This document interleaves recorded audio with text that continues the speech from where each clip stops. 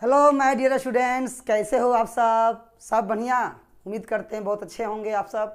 पढ़ाई अच्छी चल रही है ना। चलिए, आज हम लोग परिश्रम बैच में वन शॉट करने वाले हैं और उस टॉपिक का नाम है चुंबकत्व और द्रव्य।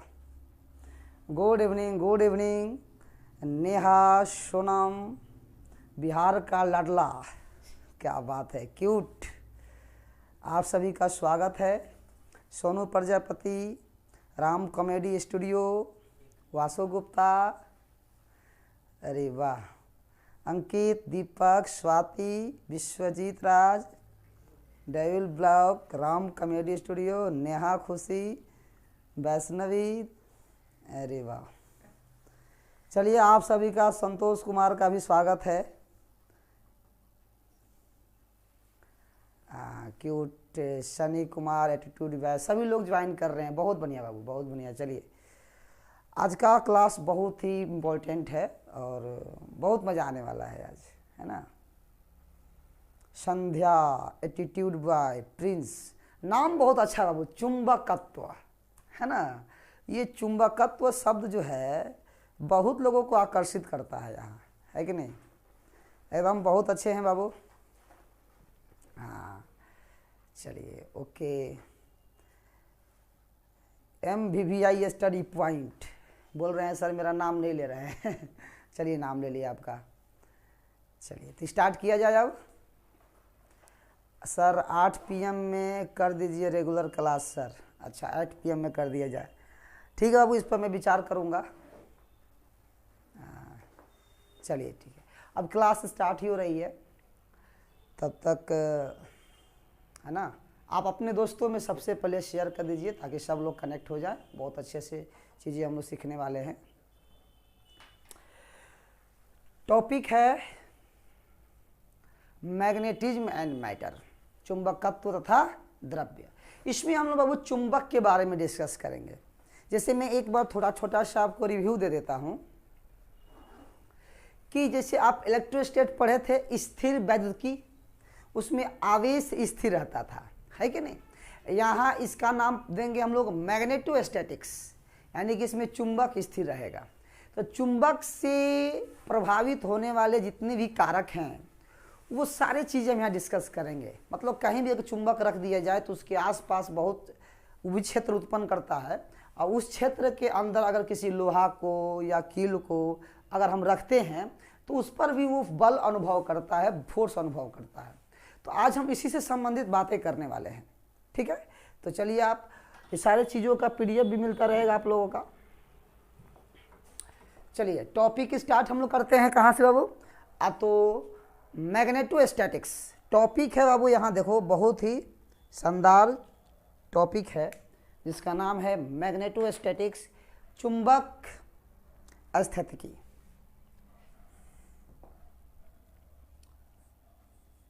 मैग्नेटोस्टैटिक्स, यस सर,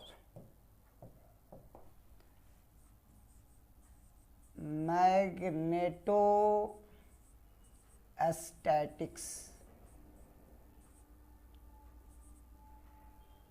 चुंबक स्थितिकी।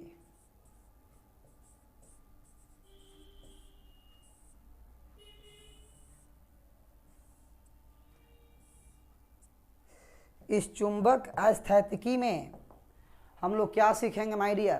तो चुंबक के बारे में डिस्कस करना है कि सर चुंबक क्या होता है ना। सबसे पहली बात एकदम बेसिक चर्चा के बारे में हम लोग यहाँ डिस्कस करेंगे। चुंबक चर्चा होने वाली है चुंबक के बारे में। चुंबक, मैग्नेट,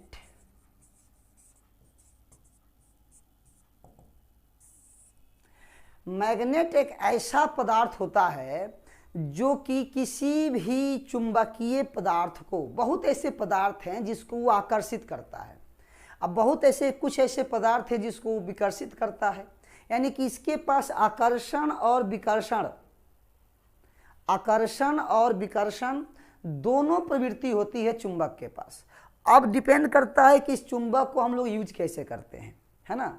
कि वैसा पदार्थ जो किसी पदार्थ को, अन्य पदार्थ को, चुंबकीय पदार्थ को अपने तरफ आकर्षित करे, अपने तरफ क्या करे, हमेशा आकर्षित करे, चुंबकीय या चुंबक कहलाता है। तो चुंबक का काम क्या होता है? तो सबसे पहली बात कि सर ये जो है वो चुंबकीय पदार्थ को आकर्षित करता है। चुंबकीय पदार्थ को आकर्षित करता है। अब क्वेश्चन ये उठता है कि सर चुंबकीय पदार्थ कौन होता है? तो चुंबकीय पदार्थ को आकर्षित करता है, तो चुंबकीय पदार्थ कौन होता है सर? तो चुंबकीय पदार्थ में आपका हो जाएगा लोहा, लोहा भी चुंबकीय पदार्थ है। निकेल, निकेल भी चुंबकीय पदार्थ है माय डियर। फिर कोबाल्ट, कोबाल्ट भी चुंबकीय पदार्थ है। ऐसे ऐसे बहुत ऐसे पदार्थ हैं जिसको ये चुंबक जो है अपने तरफ आकर्षित करता है। ठीक है, आकर्षित करता है। तो सर और एक और बात, अगर मान लो कि दो चुंबक हम रख देते हैं तो वहाँ विकर्षण भी होता है, यानी कि चुंबक का जो ये प्रकृति है वो दोहरी प्रकृति का होता है, यानी कि चुंबक के पास प्रकृति दोहरी प्रकृति होती है। इसके पास कैसी प्रकृति होती है बाबू? दोहरी प्रकृति होती है। कैसी कैसी? तो आकर्षण करने की, यानी कि आकर्षित करने की प्रवृत्ति भी होती है चुंबक के पास, और विकर्षित करने की प्रवृत्ति भी होती है चुंबक के पास। अट्रैक्शन और रिपल्सन दोनों होता है। मतलब बाबू ये अट्रैक्ट भी करता है, यानी कि अट्रैक्शन भी होता है और रिपल्सन भी होता है। हाँ सर, बहुत बढ़िया बताए। अट्रैक्शन भी होता है और रिपल्सन भी होता है। कैसे? तो आइए बाबू हम लोग कुछ यहाँ एग्जाम्पल के तौर पर मैं आपको बता रहा हूँ। एकदम सिंपल है, देखते चलेंगे, सारी चीज़ें एकदम क्लियर होते जाएगा शुरू से अंत तक। जब तक इसको नहीं देखेंगे तब तक मज़ा नहीं आने वाला बाबू, है ना? बिल्कुल। अब देखो बाबू ध्यान से कि एग्जाम्पल में क्या है। जैसे मान लो कि मैंने एक चुंबक लिया, यस सर, आपने एक चुंबक लिया, मैंने एक चुंबक ले लिया छोटा सा, ये चुंबक हो गया, और चुंबक में दो गो ध्रुव होता है। एक मान लो उत्तरी ध्रुव हो गया, एक हो गया दक्षिणी ध्रुव। हम सब जानते हैं कि बेसिक जानकारी है, चुंबक में दो ध्रुव होता है, उत्तरी ध्रुव और दक्षिणी ध्रुव। उत्तरी ध्रुव को हम लोग बोलते हैं एन पोल, एन पोल बोलने का मतलब हो गया नॉर्थ पोल, और दक्षिणी ध्रुव को बोलते हैं my dear S pole, S pole बोलने का मतलब हो गया साउथ पोल। ठीक, ठीक ना? और उत्तरी ध्रुव को हम बोलते हैं कि पॉजिटिव प्रकृति का होता है, और दक्षिणी ध्रुव निगेटिव प्रवृत्ति का होता है। ठीक ना? इसके पास दो ध्रुव हो गया, पॉजिटिव और निगेटिव। तो पॉजिटिव जो हो गया उत्तरी ध्रुव पॉजिटिव प्रकृति का हो गया, और निगेटिव ध्रुव जो हो गया मतलब ऋणात्मक जो हो गया वो साउथ पोल हो गया। साउथ पोल जो होता है ऋणात्मक ध्रुव होता है। ठीक है सर, बहुत बढ़िया। ये चुंबक के अब इसके आसपास हम क्या कर रहे हैं ना कि छोटा छोटा पीस टुकड़ा रख रहे हैं।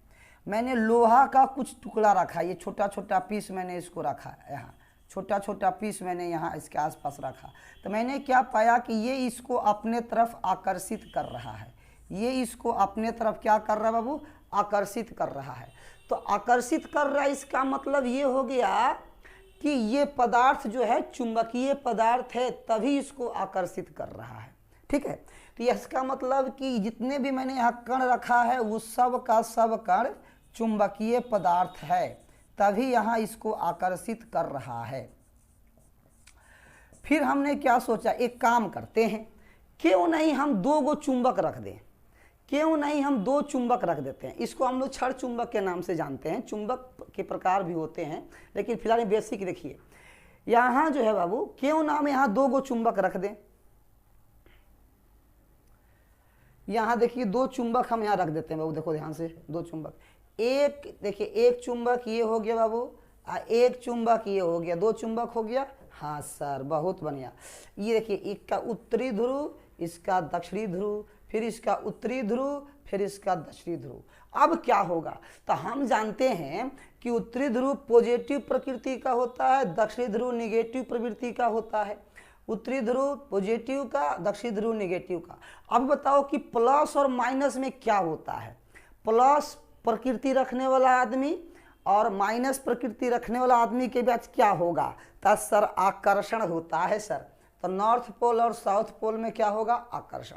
तो इसके बीच जो बल लगता है उसका नाम है चुंबकीय बल।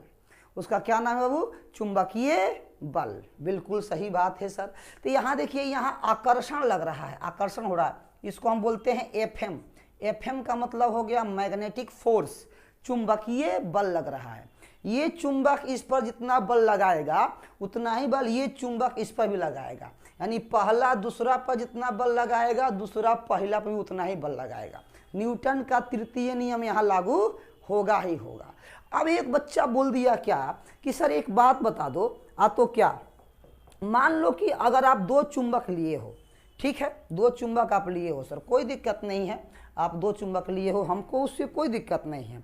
बट मेरा एक प्रश्न है कि अगर ये नॉर्थ पोल होता, ये भी नॉर्थ पोल होता, ये साउथ पोल होता, ये साउथ पोल होता, तो इसमें क्या होता? तो विकर्षण होता, ये एक दूसरे से दूर जाएगा।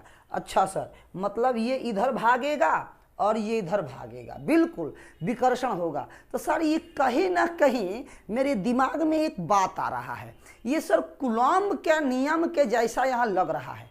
कैसे? तो देखिए सर, उसमें दो गो आप आवेश लेते थे, एक प्लस आवेश लिए थे, एक माइनस आवेश लिए थे, तो आकर्षण हो रहा था, है ना। दोनों माइनस लिए थे तो विकर्षण हो रहा था, दोनों प्लस लिए थे तो भी विकर्षण हो रहा था। तो यहाँ एक बात स्पष्ट हो गया कि सजातीय ध्रुव एक दूसरे को आकर्षित करते हैं और विजातीय ध्रुव, अच्छा, सजातीय ध्रुव एक दूसरे को विकर्षित करते हैं और विजातीय ध्रुव एक दूसरे को आकर्षित करते हैं। एकदम सही सोचे, यही बात है बाबू, यहाँ देखो यही बात है, कोई दिक्कत नहीं है, है ना। ये बेसिक चर्चा थी जो मैं आपको बात बता रहा हूँ। अब देखो बाबू एक और बात, चुंबक से संबंधित ही बातें हैं। तो सबसे पहले हमने ये सीखा कि ध्रुव दो प्रकार के होते हैं, यानी कि ध्रुव दो प्रकार के होते हैं। ध्रुव के प्रकार, ध्रुव के प्रकार,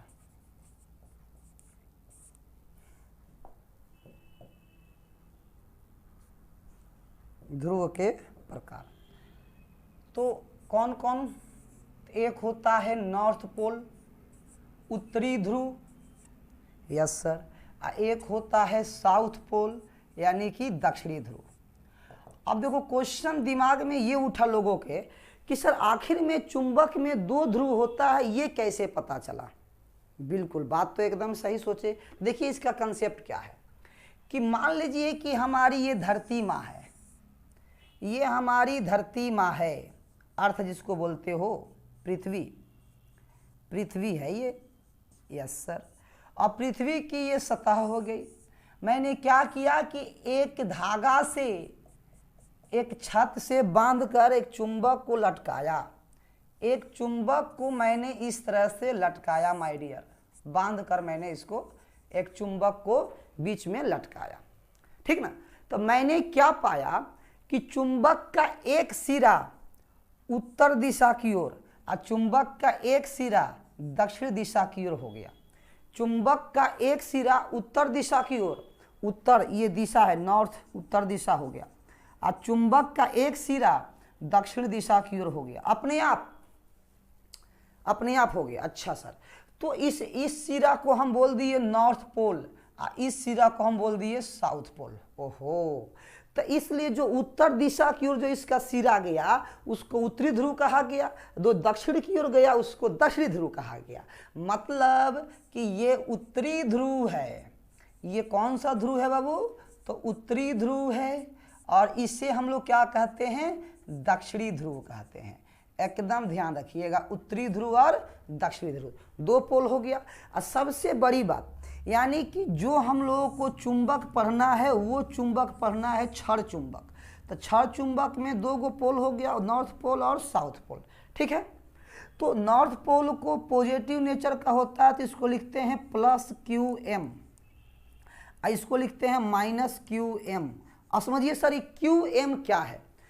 QM क्या है? इसको हम लोग बोलते हैं ध्रुव प्रबलता, यानी कि जो उत्तरी ध्रुव और जो दक्षिणी ध्रुव है उसकी क्या सामर्थ्य है, क्या शक्ति है, क्या पावर है, क्या उसकी प्रबलता है।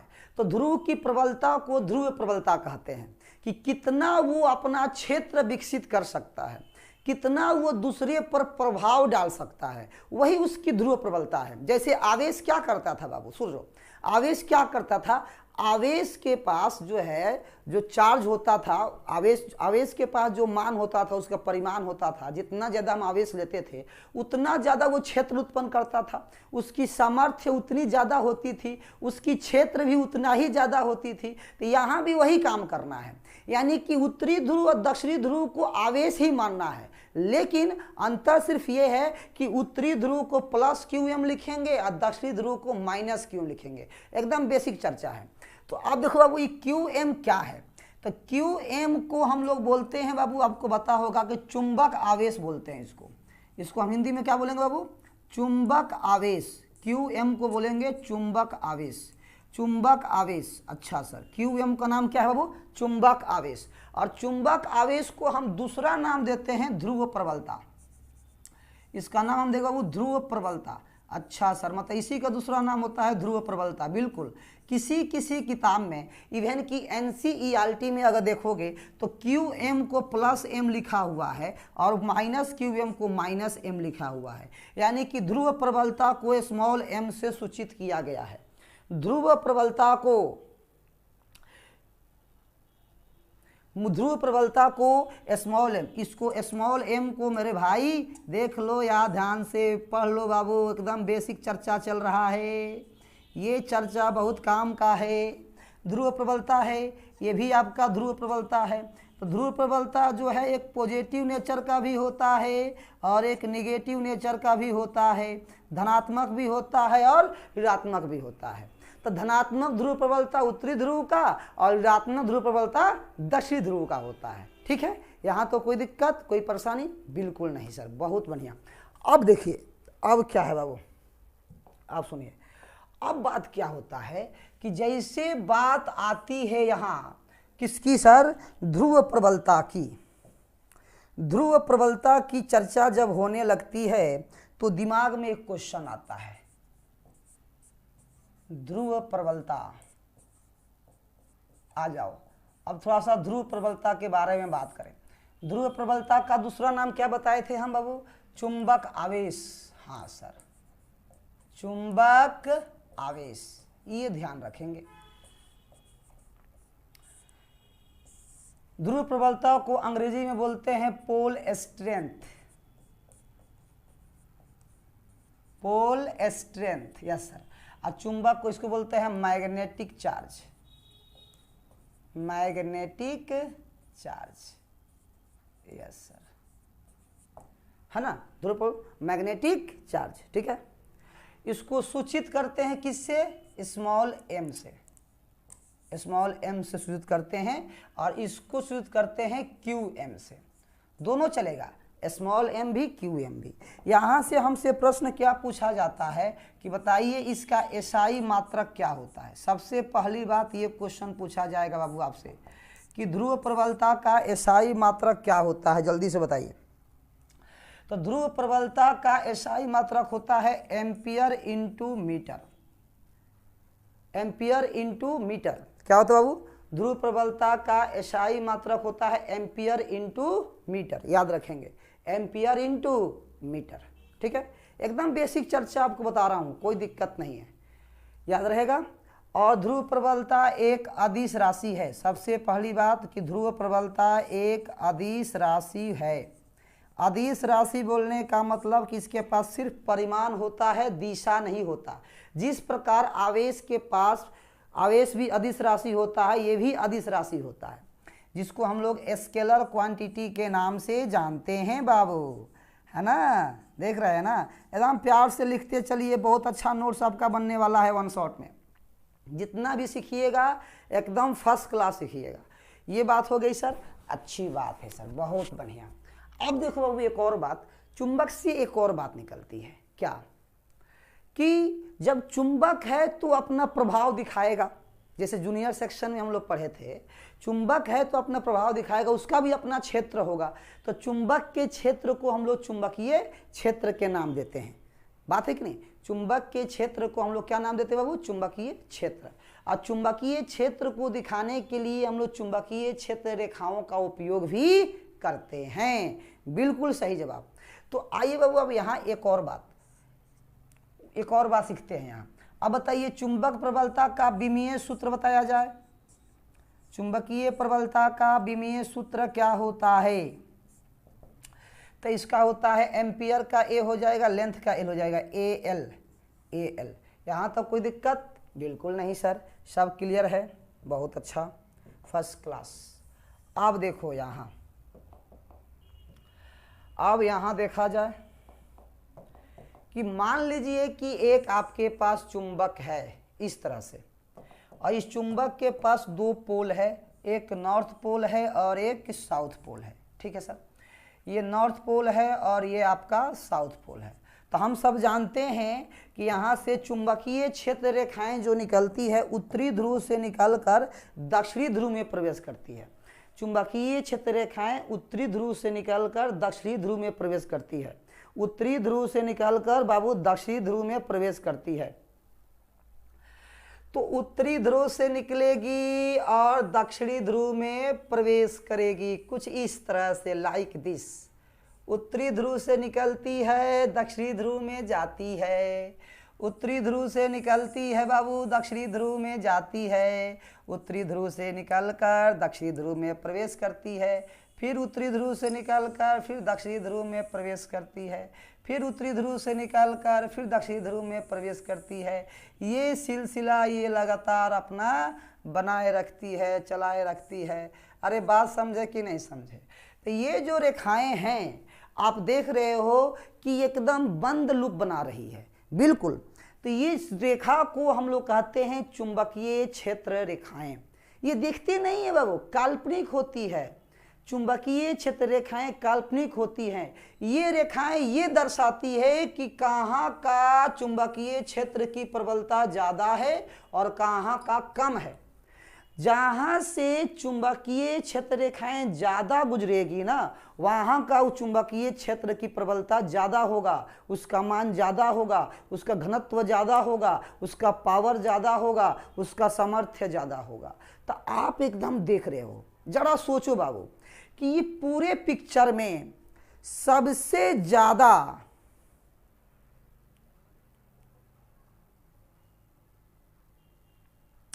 इस पूरे पिक्चर में सबसे ज़्यादा चुंबकीय क्षेत्र रेखाएं कहाँ से गुजर रहा है?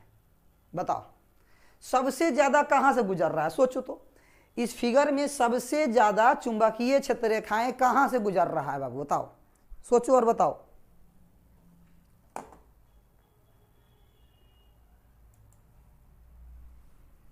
कहाँ से गुजर रहा है? ध्रुव से। ध्रुव से सबसे ज़्यादा चुंबकीय क्षेत्र रेखाएं गुजरती है, सबसे ज़्यादा। इसलिए ध्रुव की प्रबलता सबसे ज़्यादा होती है। ध्रुव का प्रबलता जो है सबसे ज़्यादा होती है। क्यों? क्योंकि यहाँ से सबसे ज़्यादा चुंबकीय क्षेत्र रेखाएं गुजरती है बाबू। ठीक ना? बिल्कुल याद रखिएगा। और ख़ास बात क्या है देखिए, ये एकदम याद रखिएगा। तो यहाँ बातें जो चलने वाली है और चर्चा जो होने वाली है वो है चुंबकीय क्षेत्र रेखाएं। टॉपिक देना है बाबू चुंबकीय क्षेत्र रेखाएं, ये आपके लिए बहुत इंपॉर्टेंट है। ये आपके लिए टॉपिक बहुत इंपॉर्टेंट है। टॉपिक का नाम है चुंबकीय क्षेत्र रेखाएं।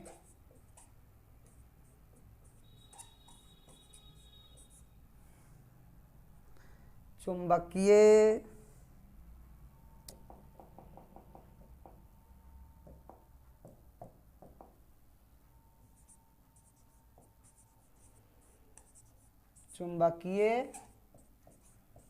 क्षेत्र रेखाएं, यानी कि मैग्नेटिक फील्ड लाइंस, जिसको हम बोलेंगे बाबू मैग्नेटिक फील्ड लाइंस। चुंबकीय क्षेत्र रेखाएं, जिसको बोलते हैं अब हम लोग मैग्नेटिक फील्ड लाइंस। सबसे पहली बात ये समझेंगे, सबसे पहली बात ये काल्पनिक रेखाएं होती है, ये काल्पनिक रेखाएं होती है जिसके सहायता से, जिसके सहायता से चुंबकीय क्षेत्र की दिशा, चुंबकीय क्षेत्र की दिशा निरूपित की जाती है या दर्शाई जाती है, निरूपित की जाती है। आप देखेंगे बाबू, ये आपको दिखेगा नहीं, ये रेखाएं आपको दिखती नहीं है, ये रेखाएं आपको दिखती नहीं है, लेकिन ऐसा हम लोग फील करते हैं कि नहीं, एक्सपेरिमेंट करके, प्रयोग करके चीज़ें हम लोगों को पता चलता है। ठीक है। दूसरी बात, इसकी जो फर्स्ट पॉइंट है वो याद रखिएगा कि चुंबकीय क्षेत्र रेखाएं उत्तरी ध्रुव से निकलकर दक्षिणी ध्रुव में प्रवेश करती है।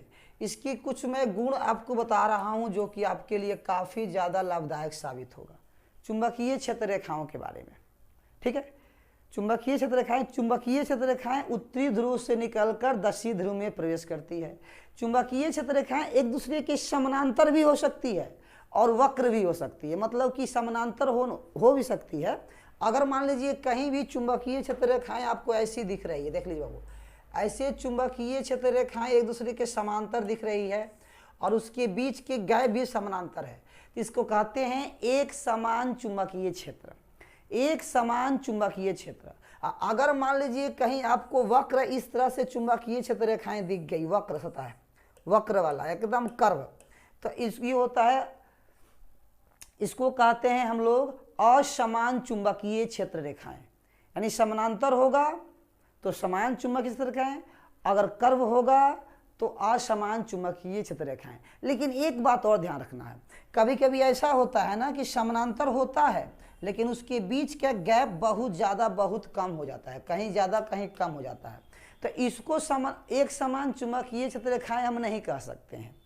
एक समान चुंबकीय क्षेत्र रेखाएं कहने का मतलब हुआ कि एक समान चुंबकीय क्षेत्र रेखाएं कहने का मतलब हुआ कि उन सारी क्षेत्र रेखाओं के बीच की दूरी समान होनी चाहिए, एक ही दिशा में होनी चाहिए, समानांतर होनी चाहिए, तभी वो एक समान होगा या फिर असमान होगा, है कि नहीं।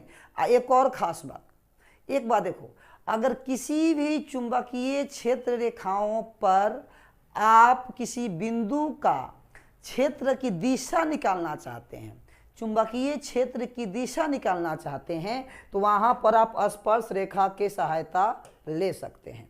कैसे बाबू, देखो, जैसे मान लीजिए कि आपको इस बिंदु पर चाहिए तो यहाँ पर स्पर्श रेखा खींच दीजिए, जहां पर चाहिए वहां से आप स्पर्श रेखा खींच सकते हैं।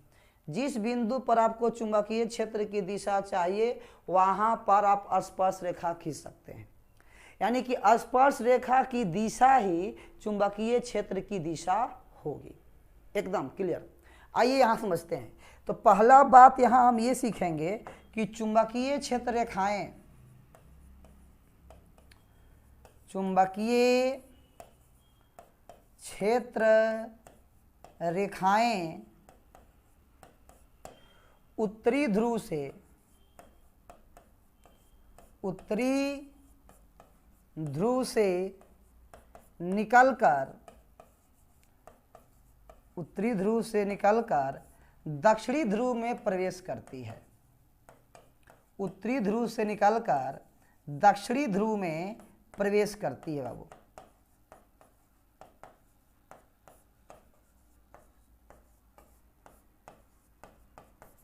है ना, आराम से उत्तरी से निकलकर दक्षिणी में, ये हमेशा बंद लूप बनाती है। दूसरा पॉइंट, यह हमेशा कैसी लूप बनाती है बाबू, हमेशा बंद लूप बनाती है। कैसी लूप बनाती है? बंद लूप बनाती है। एक और बात, ये संरक्षित प्रकृति की होती है। कैसी होती है बाबू? संरक्षित प्रकृति की होती है। ठीक है। और तीसरा पॉइंट, ये रेखाएं एक दूसरे को कभी प्रतिच्छेदित नहीं करती है।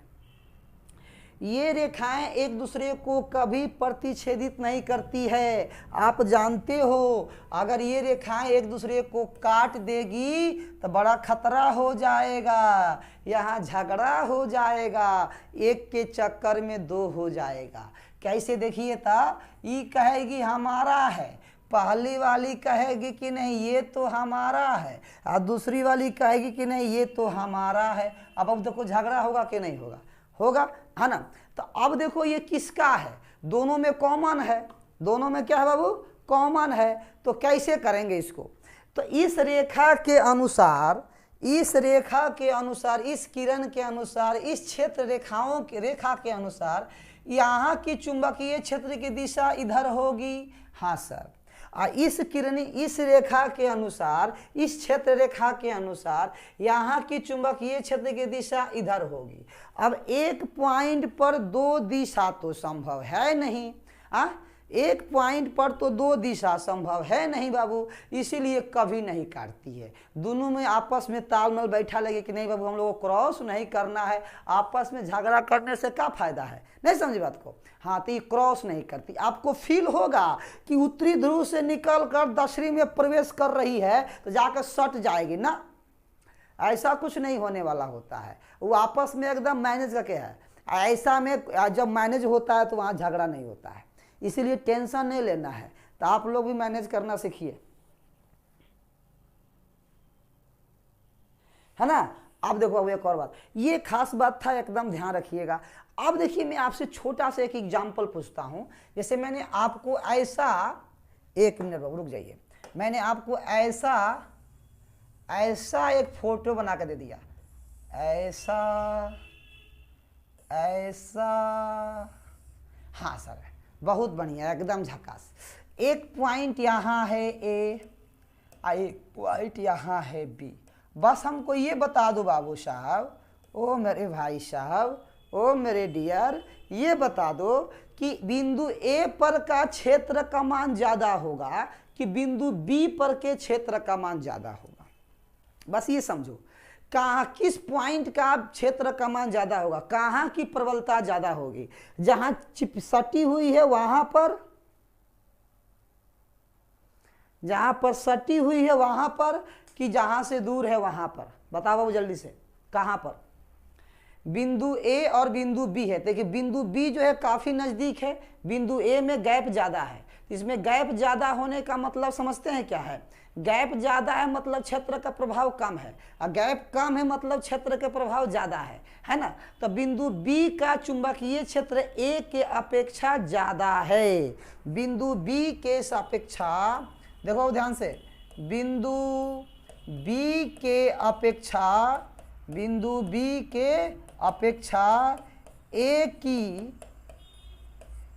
की चुंबकीय क्षेत्र, ए की चुंबकीय क्षेत्र, बिंदु बी की अपेक्षा ए की चुंबकीय क्षेत्र क्या होगी बाबू? कम होगी। क्या होगी? कम होगी, क्योंकि यहाँ गैप ज़्यादा है। गैप ज़्यादा होगा तो क्षेत्र का मान कम, ठीक है। हाँ, तो बी का ज़्यादा होगा, ए का कम होगा। बहुत बढ़िया। चलिए, तो बाबू ये था आपका चुंबकीय क्षेत्र रेखाएं से रिलेटेड कुछ विशेष बातें, है ना, कुछ विशेष बातें चर्चा।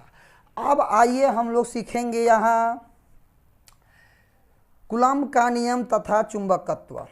हाँ सर, क्या सीखने वाले हैं? कूलम्ब का नियम तथा चुंबकत्व। बहुत ज़बरदस्त टॉपिक है। आइए सर, इसमें कूलम्ब का नियम क्या करेगा? अरे बाबू आओ तो सही, देखो कितना मज़ा आने वाला है। कूलम्ब का नियम तथा चुंबकत्व।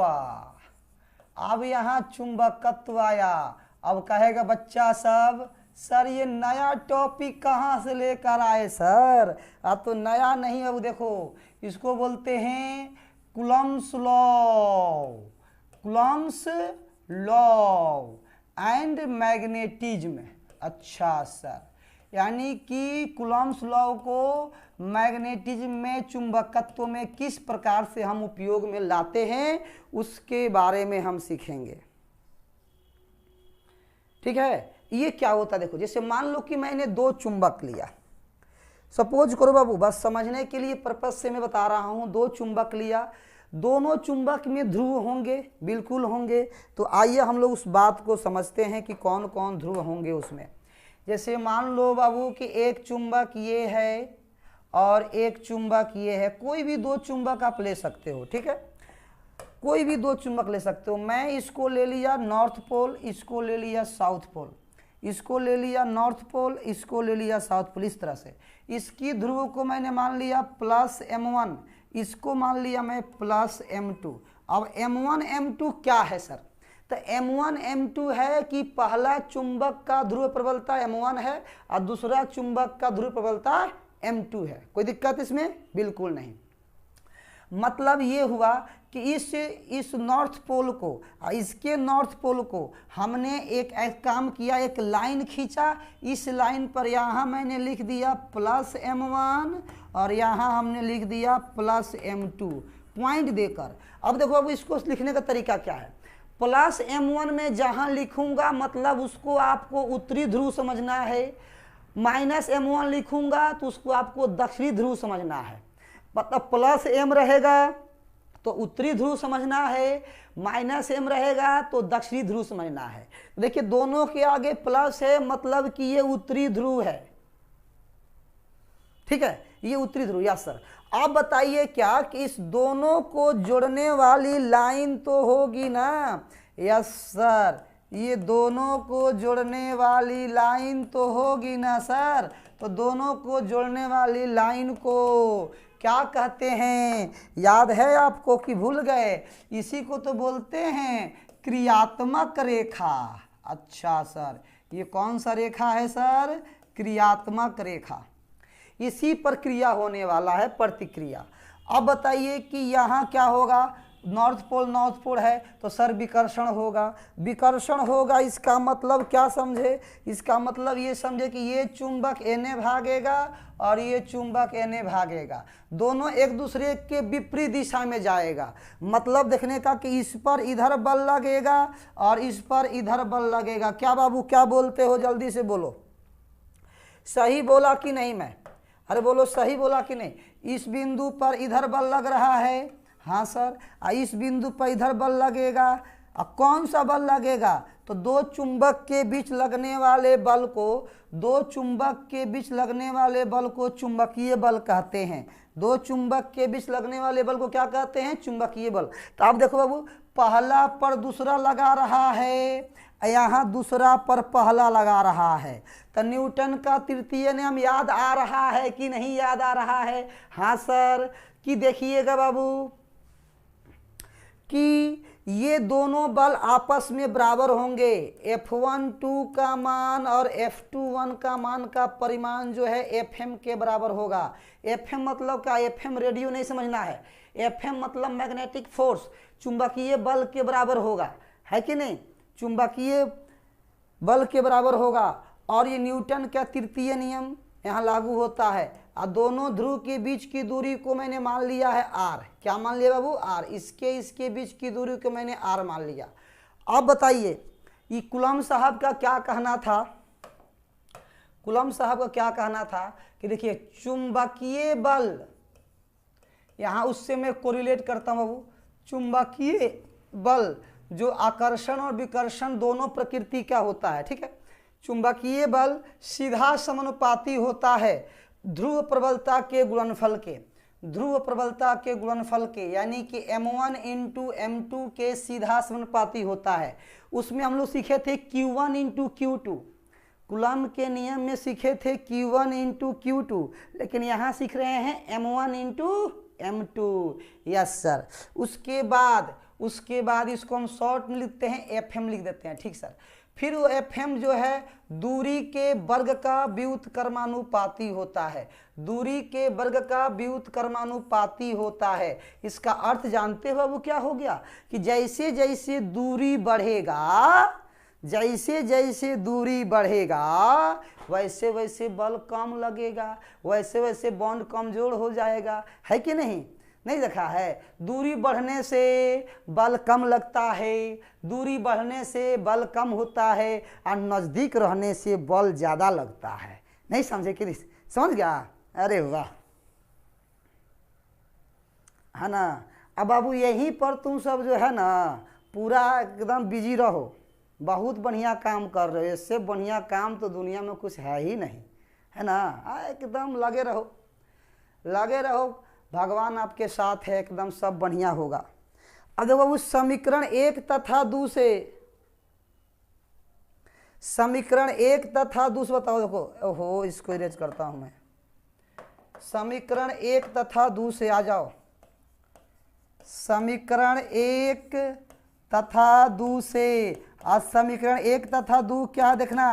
एक है बाबू एफ एम, तो F M proportional to m1 m2 by r square, m1 m2 by r square, दोनों को चिपका दिया, m1 m2 by r square. ठीक है, अब इस प्रोपोर्शनल के साइन को बाबू तुम हटाओ तो वहां बराबर का साइन आएगा, वहां बराबर का साइन आएगा, है ना? तो क्या आएगा? तो प्रोपोर्शनल के बराबर का साइन आएगा। लेकिन ये जब आता है तो कहता है कि नहीं, एक नियतांक को लेके आएंगे, तो नियतांक को लिखेंगे माय डियर, रुक जाओ बाबू, m1 m2 by r square है ना, और यहाँ पर तुम क्या करो कि गुना कर दो किससे? म्यू नॉट बाई 4 पाई से। ये कौन सा पाई है? तो 4 पाई है। बहुत बढ़िया सर, तो 4 पाई से गुना कर दिया गया, तो फॉर्मूला मिल गया, एफ एम बराबर mu naught by 4 pi m1 m2 by r square, mu naught by 4 pi m1 m2 by r square, mu naught by 4 pi m1 m2 by r square. याद हुआ कि नहीं हुआ? अब थोड़ा सा इसको मैं और आगे बढ़ाते हुए आपको एक चीज बताता हूं। आप बताइए बाबू, दो चुंबक के बीच लगने वाला बल का मान क्या निकाल दिया आप? सर एफ एम बराबर आ गया mu naught by 4 pi m1 m2 by r square. बहुत बढ़िया। अब जानते हो माय डियर, अब इसको कहेगा कि इसका सदिश रूप बताइए, है ना? सदिश रूप बताइए, यानी कि चुंबक इसका सदिश रूप, चुंबकीय बल का सदिश रूप। आ जाओ, चुंबकीय बल का सदिश रूप। देखो मैं एकदम आसान तरीका से तुमको समझाने का प्रयास करता हूं बाबू। एकदम इसका सदिश रूप, इसको वेक्टर फॉर्म में हम कैसे लिखते हैं देखना, एक सेकेंड ध्यान से। कैसे लिखते हैं? तो सबसे पहले बाबू आप एफ एम लिखना, एफ एम पर एरो का साइन। बहुत बढ़िया। फिर म्यू नॉट बाई 4 पाई है तो म्यू नॉट बाई 4 पाई दे दिया जाएगा, इनटू फिर है बाबू m1 m2 हो गया और डिवाइडेड बाय आर है तो वेक्टर आर का मॉड का स्क्वायर हो जाएगा, और इनटू यहाँ आर कैप लगा देना बस। आर कैप है यूनिट वेक्टर, यूनिट वेक्टर है, इसको लिखना जरूरी है ना? इसको लिखना जरूरी है। बात समझे कि नहीं? एकदम आराम से बाबू, जो टेंशन नहीं लेना, एकदम रिलैक्स में पढ़ो। देखो मैंने क्या किया, एफ एम है तो एफ एम को ऊपर वेक्टर दे दिया बराबर mu naught by 4 pi, mu naught by 4 पाई हो गया, m1 m2 हो गया। आर को देखो वो, आर को आप ऐसे लिख सकते हो वेक्टर आर का मॉड। ये लिखो, ये पसंद है तो ये लिखो, नहीं तो ये लिखो, थोड़ा सा स्टाइल में, थोड़ा सा स्टाइल मार के। ये दोनों एक ही चीज है। इसका भी मतलब हो गया आर का परिमाण, वेक्टर आर का परिमाण, इसका भी मतलब हो गया आर का परिमाण, दोनों सेम है, इसीलिए टेंशन नहीं लेना है माय डियर। हाँ आ जाओ बाबू। तो इसको थोड़ा सा और मैं आगे बढ़ाता हूँ, एक आपको राज की बात बताने जा रहा हूँ। ये जो आर कैप है ना बाबू, इसको हम लिखते हैं vector r divided by mod of vector r. जानते थे कि नहीं? बोलिए, ये जानते थे? ये जानते थे ये वाला चीज? वाह, आर कैप बराबर वेक्टर आर बटा मॉड ऑफ वेक्टर आर। जानते थे कि नहीं जानते थे? बताओ। जानते थे? बहुत बढ़िया, एकदम जानना है। उसी के मान को इसके जगह पर पुट कर देंगे। पुट कीजिए तो इसको देखिए तो कैसा दिख रहा है एकदम। तो सर ये हो जाएगा mu naught by 4 pi into m1 m2 बटे मॉड ऑफ वेक्टर r का स्क्वायर इंटू, अब r कैप का मान क्या होगा बाबू, तो vector r divided by mod of vector r। अब इसको सोल्व कर दिया जाए, थोड़ा सा आ जाइए, म्यू नॉट बाई 4 पाई, देखना थोड़ा बोलते रहो बाबू, बोलते रहोगे थोड़ा सा एकदम मज़ा आने वाला है, बोलते रहो वहीं से, दिल का बात है, सुन लेंगे हम आराम से। m1 m2 बाई, अब देखो यहाँ पावर में 2 है, यहाँ पावर में 1 है, अरे मॉड के पावर में यहाँ 2 है, यहाँ मॉड के पावर में 1 है, तो बोलो क्या लिखोगे, तो मॉड ऑफ वेक्टर r के पावर 3 और यहाँ वेक्टर r, तो यही है बाबू vector form of Coulomb's law of magnetism for magnetism. तो मैग्नेटिज्म के लिए ये आपका कूलम्ब का नियम का वेक्टर फॉर्म हो गया। ये ऑब्जेक्टिव क्वेश्चन में 100% उम्मीद है कि पूछा जाए, चांस बनता है इसका, इसीलिए इसको आप इग्नोर नहीं कर सकते हो माय डियर। कोई दिक्कत, कोई समस्या नहीं ना, आगे बढ़ें, पक्का, हाँ सर। अब इनसे थोड़ा से एक और बात मैं चर्चा कर दूं आपको। इलेक्ट्रोस्टैटिक में पढ़े थे अध्यारोपण का सिद्धांत, याद है, अध्यारोपण का सिद्धांत, अध्यारोपण का सिद्धांत। अध्यारोपण का सिद्धांत का मतलब समझे कि अगर मान लीजिए कि 2 से ज़्यादा आवेश है और किसी एक आवेश पर बल लगा रहा है, तो एक एक करके उस पर बल लगाएगा, तीसरा उस पर डिस्टर्ब नहीं करेगा। मतलब एक कहानी समझिए, जैसे हम और आप बात कर रहे हैं और तीसरा अगर बीच में कूद के आएगा तो हम दोनों मिलकर क्या करेंगे, ओकरा बढ़िया से कूट नहीं देंगे, नहीं समझ बात को, तो डिस्टर्ब नहीं करना चाहिए उसको। हम दोनों जब बात कर रहे हों तो तीसरा बीच में नहीं आना चाहिए। यही सिद्धांत है अध्यारोपण का, एक एक करके समझेंगे हम लोग, एक एक करके समझेंगे, है कि नहीं, आपका भी नंबर आएगा, आपका भी नंबर आएगा, टेंशन मत लीजिए, है कि नहीं। तो इस चीज़ को समझते हुए यही है अध्यारोपण का सिद्धांत। आप तो कहवे, आप लोग तो इसमें माहिरे हो, जहाँ देखते हो वहाँ अध्यारोपण का सिद्धांत, फिर भी कानवा लगा कर सुनता देखते हैं क्या बात कर रहा है सब, ना सही, ऐसा नहीं करना चाहिए, सब गलत बात है। हाँ आइए आगे बढ़िए, आगे बढ़िए ये सब। हाँ तो अब बात है बाबू क्या कि सर चुंबकीय बल तो आपने बता दिया कि ऐसे ऐसे होता है, सारी बातें हमने सीखा, कोई दिक्कत नहीं है। बट अब है क्या कि सर चुंबकीय क्षेत्र क्या होता है। जैसे कि चुंबकीय क्षेत्र को अगर आपको समझना है ना बाबू, तो विद्युतीय क्षेत्र को समझिए। विद्युत क्षेत्र को, इकाई कूलम्ब आवेश पर लगने वाले विद्युतीय बल उस बिंदु का विद्युत क्षेत्र की तीव्रता कहलाता है। याद करो, अरे विद्युत क्षेत्र बराबर विद्युतीय बल बटा आवेश सीखे थे कि नहीं सीखे थे।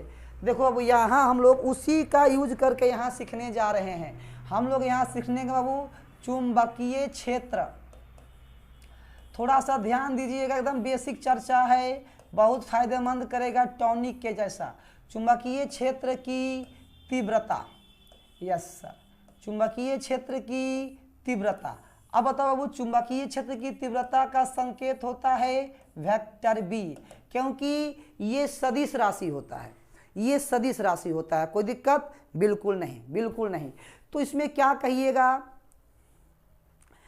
मैं एक छोटा सा एग्जांपल ले रहा हूं, आप समझो, ध्यान से समझने का प्रयास करो, ठीक है। मैंने एक चुंबक लिया, बात समझो, मैंने एक चुंबक लिया जी गुरुजी, एकदम ले लीजिए, कोई दिक्कत नहीं है। एक क्या आप 2 लिख सकते हो, ये नॉर्थ पोल है, ये साउथ पोल है, ठीक है। मैं जांच करने के लिए, टेस्ट करने के लिए एक नन्हा मुन्हा सा एक और चुंबक लिया, नन्हा मुन्हा सा एक और चुंबक लिया, यहाँ एकदम जांच करने के लिए नन्हा मुन्हा सा। तो इसका ये रहा नॉर्थ पोल, ये रहा इसका साउथ पोल, एकदम नन्हा मुन्हा सा, एकदम छोटा सा। जांच करने के लिए मैंने चेक करने के लिए कोशिश किया, देखते हैं कि ये इस पर प्रभावित करता है कि नहीं। जैसे मैंने इसको रखा बाबू, मैं क्या बताऊं, उम्मीद नहीं था कि ऐसा होगा। जैसे मैंने यहाँ रखा तो मैंने क्या देखा, इसको तुरंत इधर भगाया, एकदम एक ऐसा बल लगाया कि इसको एकदम रिपेल कर दिया, मतलब इसको एकदम दूर भगा दिया, बात समझे कि नहीं? तो यहाँ देखा ना, तब हमको समझ में आया बात ना, यहाँ पर जो है बल लग रहा है, मतलब इसका क्षेत्र यहाँ है, ये जो है इसके क्षेत्र में है। मैंने बहुत जगह रखा, इसकी जो पोल स्ट्रेंथ थी वह स्मॉल m थी। अब बताओ बाबू, इसकी जो ध्रुव प्रबलता है, तो ध्रुव प्रबलता पर जो है बल लग रहा है Fm बल लग रहा है। तो अगर ध्रुव प्रबलता 1 होगा तो कितना बल लगेगा? Fm/m। तो यही चुंबकीय क्षेत्र का फॉर्मूला निकल गया, वेक्टर B बराबर वेक्टर Fm/m, वेक्टर Fm/m। यही एकदम ये किसके जैसा है? आज मैं थोड़ा क्रिएट करता हूँ। वेक्टर E बराबर वेक्टर F/q। देखो इसी के जैसा है कि नहीं बाबू? एकदम ध्यान से तुम देखना, कोई इसमें शिकवा शिकायत वाली बात नहीं है, कोई टेंशन वाली बात नहीं है। आप पहले से इस चीज़ को जानते हो बाबू, जैसे इसके जैसा है, एकदम याद करने में आसानी होगी। मैं पहले भी आपको बोलता था कि इलेक्ट्रोस्टेट आपको अच्छे से अगर आता है तो मैग्नेटोस्टेट भी आप अच्छे से सीख जाओगे, इसमें कोई दुराई नहीं है। तो आप देखो अब चुंबकीय क्षेत्र बराबर चुंबकीय बल बटा ध्रुव प्रबलता, मतलब मैं यहाँ लिख सकता हूँ कि चुंबकीय क्षेत्र बराबर चुंबकीय बल बटा ध्रुव प्रबलता। यस सर, एकदम सही सोचे, कोई दिक्कत नहीं है, फर्स्ट क्लास है, मजा आ गया सर। चलो बाबू एक बात और बता दो कि इस चुंबकीय क्षेत्र का एसआई मात्रक बता दो बस। एसआई मात्रक किसका? चुंबकीय क्षेत्र का। चुंबकीय क्षेत्र का एसआई मात्रक क्या होगा? चुंबकीय क्षेत्र का एसआई मात्रक क्या होगा? टेस्ला सभी लोगों को याद है, अरे वाह। लेकिन एक और बात सोचो, चुंबकीय क्षेत्र का फॉर्मूला क्या होता है? बेसिकली चुंबकीय बल बटा ध्रुव प्रबलता होता है। बाबू देख ध्यान से, इधर एक ध्यान दो बाबू, एकदम प्यार से, कोई दिक्कत नहीं है। चुंबकीय बल बटा ध्रुव प्रबलता होता है ना, तो चुंबकीय बल का मात्रक न्यूटन होगा। कोई भी बल हो, चुंबकीय बल हो, विद्युतीय बल हो, अभिकेंद्रीय बल हो, कोई भी बल हो, उसका मात्रक क्या होगा? न्यूटन होगा। हाँ सर बिल्कुल, तो न्यूटन हो गया। अब बट्टा, अब ध्रुव प्रबलता का मात्रक क्या होता है? तो एम्पियर इंटू मीटर होता है। क्या होता है? एम्पियर इंटू मीटर होता है। तो न्यूटन प्रति एम्पियर मीटर, न्यूटन प्रति ampere metre, my dear, newton प्रति एम्पियर मीटर को हम लोग टेस्ला के नाम से जानते हैं। न्यूटन प्रति एम्पियर मीटर को हम लोग टेस्ला के नाम से जानते हैं। इसीलिए कहा जाता है कि एक टेस्ला जो है वो न्यूटन प्रति एम्पियर मीटर के बराबर होता है। एक टेस्ला जो है न्यूटन बाई एम्पियर मीटर के बराबर होता है। कोई दिक्कत? अब थोड़ा सा मैं इसको और मॉडिफाई करता हूँ, जानते हो, आपको कंफ्यूज करने के लिए ऐसे दे सकता है। देखिए इसको हम ऐसे लिख सकते हैं, न्यूटन मीटर स्क्वायर, चाहे न्यूटन मीटर स्क्वायर नहीं, न्यूटन मीटर बटा एम्पियर मीटर स्क्वायर। हाँ सर, न्यूटन मीटर बटा एम्पियर मीटर स्क्वायर। इसको दोनों में कोई अंतर है बाबू? देखो ध्यान से, मैं जानबूझ कर लिख रहा हूँ। इसको आप न्यूटन मीटर बटा एम्पियर मीटर स्क्वायर लिख सकते हो ना?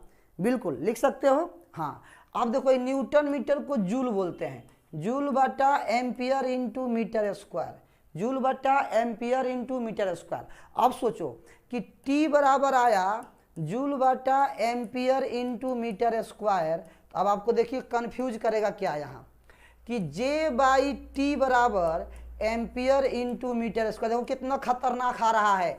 तो J/T किसके बराबर होता है? जूल प्रति टेस्ला किसके बराबर होता है बाबू? देख लो आ गया, जूल प्रति टेस्ला किसके बराबर होता है? कंफ्यूज नहीं होना है। तो एम्पियर मीटर स्क्वायर के, एम्पियर मीटर स्क्वायर किसका होता है? तो चुंबकीय द्विध्रुव आघूर्ण का। बताओ किसका होता है मात्रक? ये चुंबकीय द्विध्रुव आघूर्ण का, चुंबकीय द्विध्रुव आघूर्ण का, चुंबकीय द्विध्रुव आघूर्ण का, चुंबकीय द्विध्रुव आघूर्ण का। यही ना आया था बाबू मॉडल टेस्ट पे, जूल/T। याद करो, ऐसे ही आपको कंफ्यूज करने का प्रयास करेगा। घुमा घुमा के पूछेगा, तो आप घूमना नहीं, उसी को घुमा देना बढ़िया से, ठीक है।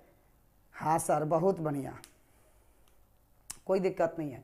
तो ये आप देख सकते हो, है ना। कोई डाउट इसमें, कोई परेशानी बाबू? नहीं ना, चलिए फर्स्ट क्लास है, अच्छी बात है बाबू, बहुत बढ़िया। अब बताओ, एक टेस्ला किसके बराबर होता है? एक टेस्ला 10 के पावर कितना? एक टेस्ला बराबर 10 के पावर 4 गॉस। गॉस जो होता है बाबू, वो चुंबकीय क्षेत्र का सीजीएस मात्रक मानते हैं।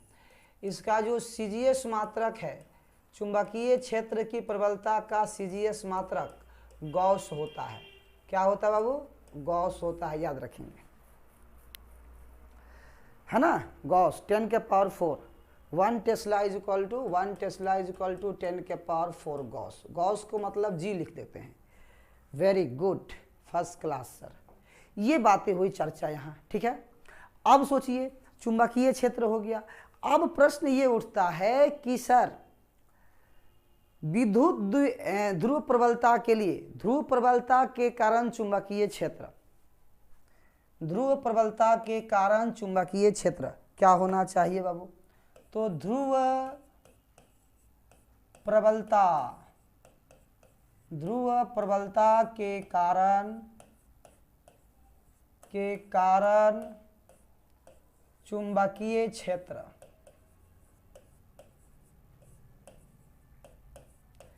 वही हो गया सर। बिंदु आवेश के कारण चुंबकीय क्षेत्र, बिंदु आवेश के कारण चुंबकीय क्षेत्र। छोटा सा एग्जांपल देखो, जैसे मान लीजिए कि आप पढ़ते थे, याद करो बाबू, एक छोटा सा आवेश हुआ करता था प्लस क्यू, यहाँ से r दूरी पर एक बिंदु हुआ करता था P। यहाँ पर विद्युत क्षेत्र का फॉर्मूला लिखते थे, आप क्या लिखते थे बताइए पहले? KQ/r² लिखते थे। बोलिए, लिखते थे कि नहीं लिखते थे? इलेक्ट्रोस्टैट में एकदम सेम कंसेप्ट यहाँ याद कीजिए। जिसे मान लीजिए कि ये ध्रुव प्रबलता है, प्लस m है, क्या है? Plus m। प्लस m बोले तो नॉर्थ पोल है ये, ठीक है। किसी चुंबक का ये उत्तरी ध्रुव है, किसी चुंबक का ये उत्तरी ध्रुव है। तो किसी चुंबक का बाबू ये कैसा है बाबू? उत्तरी ध्रुव है। अब उत्तरी ध्रुव के कारण, उत्तरी ध्रुव के कारण किसी दूरी पर, उत्तरी ध्रुव के कारण किसी दूरी पर, यानी कि इस दूरी पर, मतलब r दूरी पर एगो बिंदु है P। यहाँ का चुंबकीय क्षेत्र का मान क्या होगा? यहाँ का चुंबकीय क्षेत्र का मान क्या होगा? घबराइए नहीं बाबू, एकदम सही सही सब सीखेंगे हम लोग। यहाँ का क्या होगा? तो सिंपल सी बात है, तो लिखेंगे B बराबर, नियत राशि है μ0/4 पाई, जो इलेक्ट्रोस्टैट में K हुआ करता है, यहाँ उसका मान μ0/4 पाई है, μ0/4 पाई। अब मैं बता दूं आपको, जो μ0/4 पाई है माय डियर, μ0/4 पाई, इसकी वैल्यू होती है 10⁻⁻7 टेस्ला मीटर प्रति एम्पियर, या लिख सकते हैं 10⁻⁻7 हेनरी प्रति मीटर, हेनरी प्रति मीटर, हेनरी प्रति मीटर। एकदम ध्यान रखिएगा, बहुत ही इंपॉर्टेंट सेशन है, ठीक। और देखो अब एक और बात यहाँ ध्यान से, तो B = μ0/4 पाई हो गया। यस सर, बहुत अच्छा। अब क्या है कि इंटू m, अब बाई दूरी है r²। तो अब चुंबकीय क्षेत्र का फॉर्मूला हो गया B बराबर μ0m divided by 4 pi r², divided by 4 pi r²। Yes sir, ये बाबू चुंबकीय क्षेत्र का फॉर्मूला हो गया। चुंबकीय क्षेत्र का μ0/4 pi, μ0/4 pi m by μ0/4 pi into m/r², μ0/4 pi into m/r²। जैसे आपको याद रखना है, इसको याद रखिए।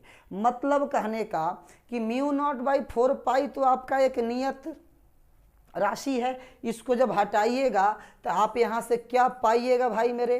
तो B सीधा समानुपाती m/r²। क्या पाइएगा? B सीधा समानुपाती m/r²। मतलब यहाँ से दो बातें हमारे सामने निकल के आएगी माय डियर, दो बातें यहाँ से हमारे सामने निकल के आएगी। पहला बात देखो आप, पहला बात देखिए बाबू, पहला कि B सीधा समानुपाती m अब फिर बी सीधा समानुपाती 1/r², यानी कि चुंबकीय क्षेत्र दूरी के वर्ग का व्युत्क्रमानुपाती होता है। अगर हम लोग इसका आलेख खींचेंगे चुंबकीय क्षेत्र का और ध्रुव प्रबलता का, चुंबकीय क्षेत्र का और ध्रुव प्रबलता का अगर हम लोग आलेख खींचेंगे माय डियर, तो इसका आलेख एकदम स्ट्रेट लाइन जाता है। क्यों? क्योंकि B समानुपाती M होता है। ध्रुव प्रबलता ज़्यादा होगा उसका चुंबकीय क्षेत्र ज़्यादा होगा, ध्रुव प्रबलता ज़्यादा होगा चुंबकीय क्षेत्र ज़्यादा होगा, ध्रुव प्रबलता कम होगा चुंबकीय क्षेत्र कम होगा। बात समझे कि नहीं? हाँ सर बिल्कुल। अब एक और बात, अब ग्राफ है BR ग्राफ। अब इसका BR ग्राफ पर फोकस किया जाए। इसका इस तरह से होता है दीर्घवृत्ताकार, यानी rectangular hyperbola, rectangular hyperbola graph होता है। यानी कि दूरी बढ़ाने से जैसे जैसे इस ध्रुव प्रबलता से आप दूर जाएंगे, जैसे जैसे आप दूर जाएंगे वैसे वैसे चुंबकीय प्रभाव का मान कम होगा। जैसे आप चुंबक को लेते हो और दूसरा चुंबक उसके पास रखते हो, ठीक है, तो मान लो कि इतना पर रखे तो खींच लिया, इतना पर रखे तो खींच लिया, और इसको यहाँ पर रख दीजिए कितना ही खींचा, मतलब इसको इसका प्रभाव यहाँ पर उतना ज़्यादा नहीं है कि उसको खींच सके, हल्का फुल्का होगा लेकिन उतना ज़्यादा नहीं है कि उसको खींच सके, है कि नहीं? तो जैसे जैसे दूर जाएगा चुंबकीय प्रबलता का मान घटता आता है, घटता जाता है, एकदम ध्यान रखिएगा। कोई दिक्कत इसमें? बिल्कुल नहीं सर। हाँ, फिर प्रश्न ये उठा कि सर चुंबकीय क्षेत्र कैसा राशि है? तो सदिश राशि होता है। चुंबकीय क्षेत्र कैसा राशि होता है? सदिश राशि होता, बता दिए थे। इसकी दिशा उत्तरी ध्रुव से दक्षिण ध्रुव होती है, बिल्कुल। अब इसका है विमीय सूत्र। सर चुंबकीय क्षेत्र का विमीय सूत्र बताइए। चुंबकीय क्षेत्र का विमीय सूत्र मैं बता देता हूं। एक बात, सबसे इंपॉर्टेंट बात जो कि ऑब्जेक्टिव क्वेश्चन में आपके लिए बहुत हेल्प करने वाला है। देखिए, चुंबकीय क्षेत्र का कितना नाम हो सकता है? पहला नाम है चुंबकीय क्षेत्र, जो आप जानते हो, चुंबकीय क्षेत्र पहला नाम हो गया, ठीक है। और दूसरा नाम इसका है चुंबकीय प्रेरण। चुंबकीय प्रेरण मतलब प्रेरण नाम दिया गया, थोड़ा सा इसका करतूत अलग है, एक्टिविटी जो कहते हैं चुंबकीय प्रेरण। फिर एक और नाम है इसका चुंबकीय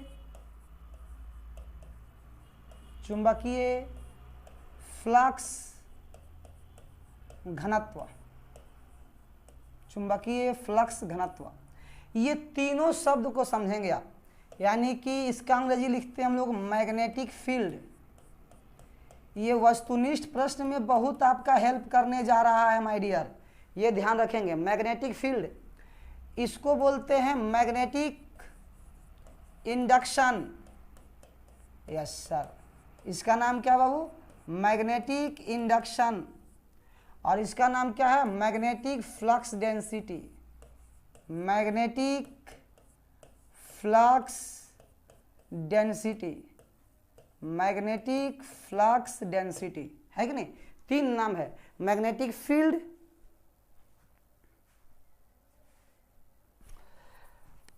है ना, मैग्नेटिक। इस तीनों का मात्रक माय डियर टेस्ला होता है, पहली बात, जो कि न्यूटन प्रति एम्पियर मीटर के बराबर होता है। और इसका विमीय सूत्र हम लोग लिखने जा रहे हैं, विमीय सूत्र। तो सबसे पहले कि चुंबकीय क्षेत्र का फॉर्मूला बेसिकली होता क्या है कि बल बटा ध्रुव प्रबलता होता है। तो पहले लिखेंगे हम लोग चुंबकीय बल की विमा, चुंबकीय बल की विमा, चुंबकीय बल की विमा, अब बटा ध्रुव प्रबलता की विमा, ध्रुव प्रबलता की विमा, ध्रुव प्रबलता की विमा, प्रबलता की विमा। Yes sir. अब बताओ बाबू क्या होगा? तो चुंबकीय बल का विमा होता है MLT-2, MLT-2। और ध्रुव प्रबलता का विमा होता है एम्पियर मीटर, सॉरी ये AL, क्या होता है? AL। तो L से L कैंसिल आउट हो जाएगा बाबू, तो क्या आ जाएगा? MT-2 A-1, mt-2 a-1, mt-2 a-1। Clear हुआ कि नहीं? हाँ सर, बहुत बढ़िया, बिल्कुल एकदम सही ढंग से हुआ। अब देखो, अब जो छोटा सा टॉपिक यहाँ आता है माय डियर, वो क्या है? देखो, चुंबकीय द्विध्रुव, चुंबकीय द्विध्रुव,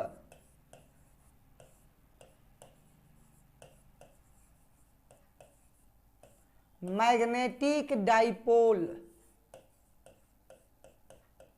मैग्नेटिक डाइपोल, जी हाँ सर, मैग्नेटिक डाइपोल। जिस तरह से हम लोग इलेक्ट्रिक डाइपोल के बारे में सीखते थे, उसी तरह सीखते हैं हम लोग मैग्नेटिक डाइपोल, है कि नहीं? तो क्या होता है? ये दो ध्रुव प्रबलता होता है जो काफ़ी नज़दीक होता है। चुंबक का देखिए, एक ध्रुव प्रबलता ये है जिसको लिखेंगे हम लोग +m उत्तरी ध्रुव वाला, एक ध्रुव प्रबलता ये है जिसको लिखेंगे हम -m साउथ पोल वाला।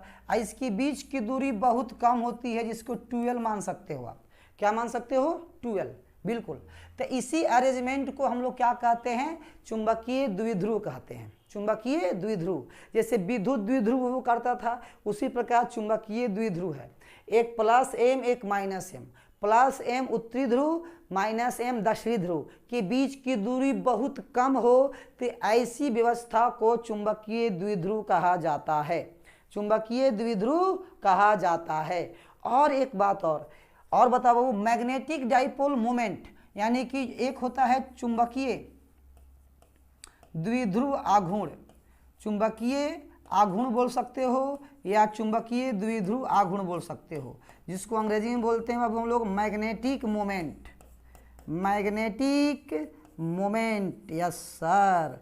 एक बात बताना चाहूँगा आपको, इस ध्रुव को जोड़ने वाली रेखा को बोलते हैं ध्रुवीय अक्ष।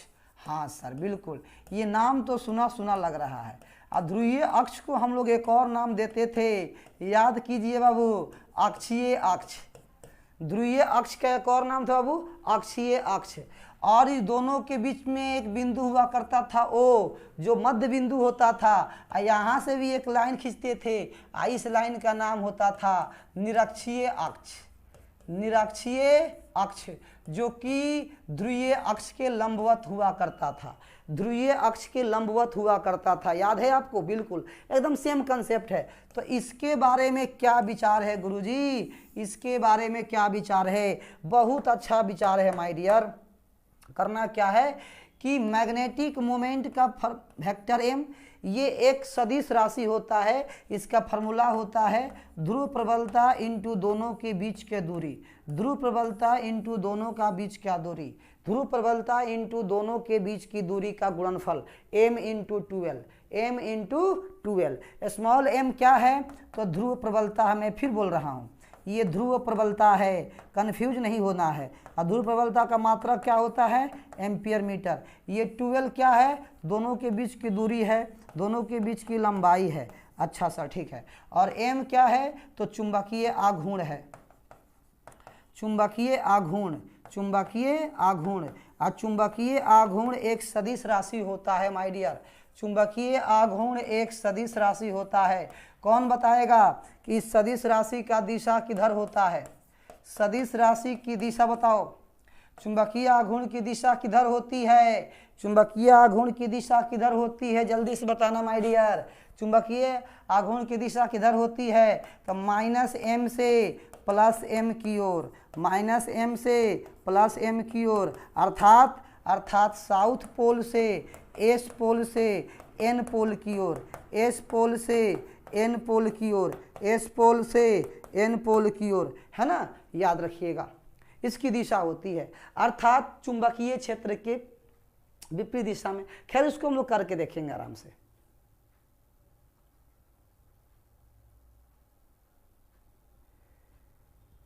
-m से +m की ओर होती है, m इंटू 12। इसकी लंबाई को आप l ले सकते हो। हाँ बिल्कुल, कोई दिक्कत नहीं, बिल्कुल सही है सर। अब बताइए, चुंबकीय आघूर्ण का एसआई मात्रक, चुंबकीय आघूर्ण का, बोलिए माय डियर, एसआई मात्रक क्या होगा? चुंबकीय आघूर्ण का एसआई मात्रक तो होता है एम्पियर मीटर स्क्वायर या जूल प्रति टेस्ला या जेटी के पावर -1। याद करो, बताए थे ना, अभी कुछ देर पहले आया था। इसका एसआई मात्रक एम्पियर मीटर स्क्वायर या जूल प्रति टेस्ला या जेटी के पावर -1। क्लियर हो रहा है कि नहीं?